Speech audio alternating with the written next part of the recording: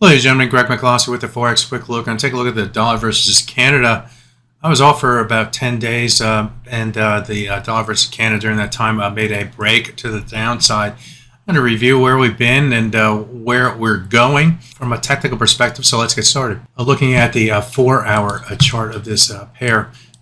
Remember the old red box. That red box encompassed this area right through here, where we had a number of different swing lows and swing highs coming into play, and we saw that price move above the red box going back, I don't know, 5 or 6 or 7 or so weeks, and we tried to stay above that red box right here on the dips, and here we had a number of dips within this swing area at the top right here, but each of the time the market came into that area, the market found support buyers, and the market moved higher until it didn't, and that break came on this day right here, where we saw the price move lower, and we've stepped lower since then. I said I was off last week and part of the prior week, and during last week's trade, we continued that move to the downside. And that move to the downside ended up coming down to the low of the swing area through here.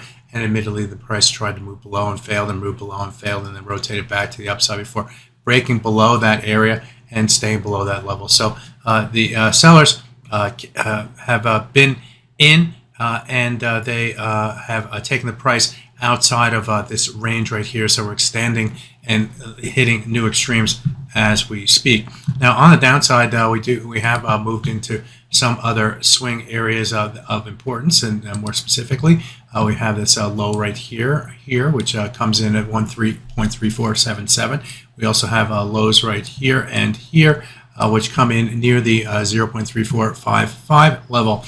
And those levels, where the price has moved into that area right through there, finding support buyers against the level on the first attempt, and we're trying to move a little bit higher, trading at 1.3482 currently at the moment, just above that high of that swing area. Why don't I shade that area so we get a better view of it and can get a better idea of what we need to get to and through to increase the bearish bias. So this is an area right here. You can see the number of different times that we did come within that swing area back in this period right through here, and that is forming our new support in the move to the downside right here. Now on the top side, if we do see more further upside momentum, would start to look toward this swing area right through here. I'm going to have to get rid of all these lines right here to show you where that sort of originated, and you go back to these highs right through here and here, and we had some lows through here. You can see how the market's trading above and below it, above and below it,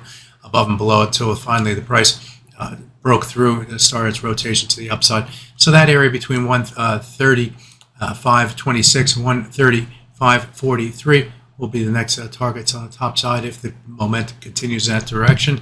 Absent that, and get below the 134.55 level, opens the door for even more selling in the dollar versus Canada as the sellers of the US dollar pile on. So that's my look at the dollar versus Canada. My name is Greg McCloskey. Good fortune with your trading. Bye-bye now.